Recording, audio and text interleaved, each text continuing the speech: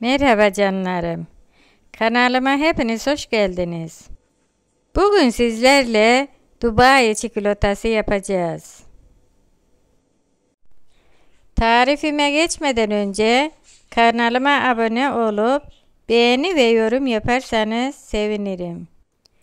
Videoyu kapatmadan sonuna kadar izlerseniz mutlu olurum. Haydi şimdi hep beraber tarifimize geçelim. 1 tatlı kaşığı tereyağı,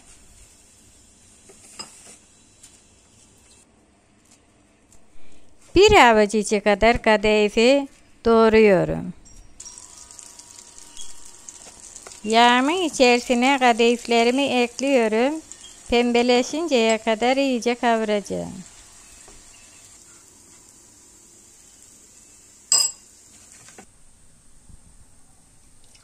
Çikolatalarımızı eritmek için tenceremize suyu alıp kaynatıyoruz.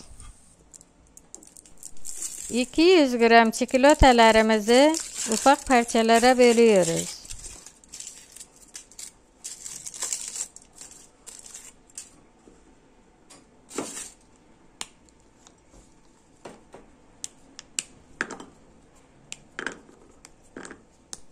Daha önceki tariflerimde yaptığınız yorumlar için hepinize çok teşekkür ederim.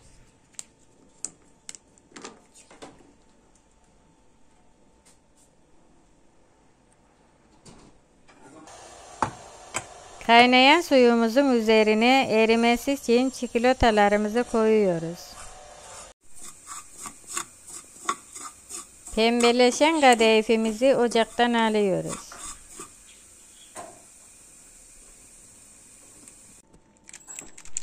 Tabağımıza yağlı kağıdı serip çikolatayı üstüne yayıyoruz.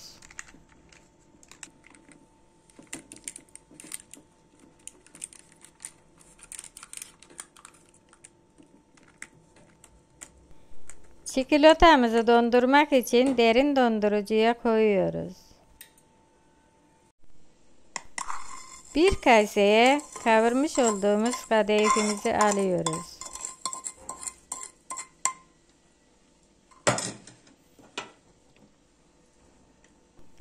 Daha sonra 2 yemek kaşığı Antep fıstığı ezmesi ekliyoruz.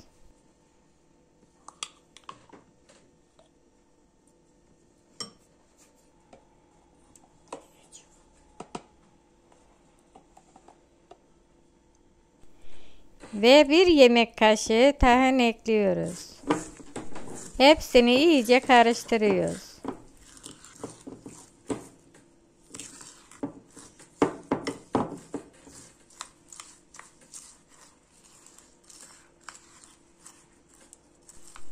Bu kıvamı elde edinceye kadar karıştırmaya devam ediyoruz.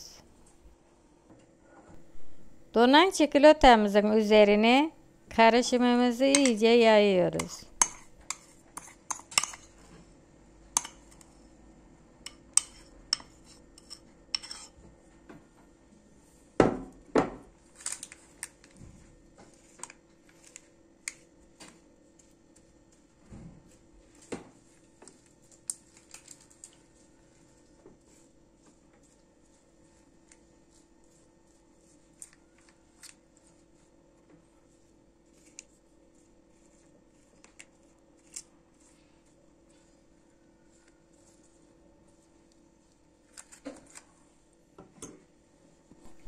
Tekrar üzerine çikolatayı ekliyoruz.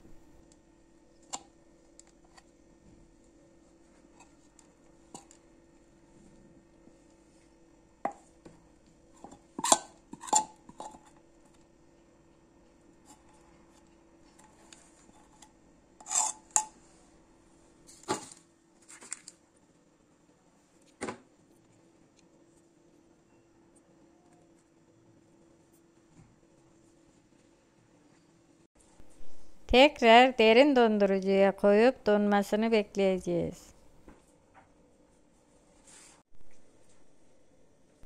Ve Dubai çikolatamız servise hazır. Denemek isteyenlere şimdiden afiyet olsun. Videomu sonuna kadar izlediğiniz için hepinize çok teşekkür ederim. Yeni bir videoda görüşmek üzere. Hepiniz Allah'a emanet olun.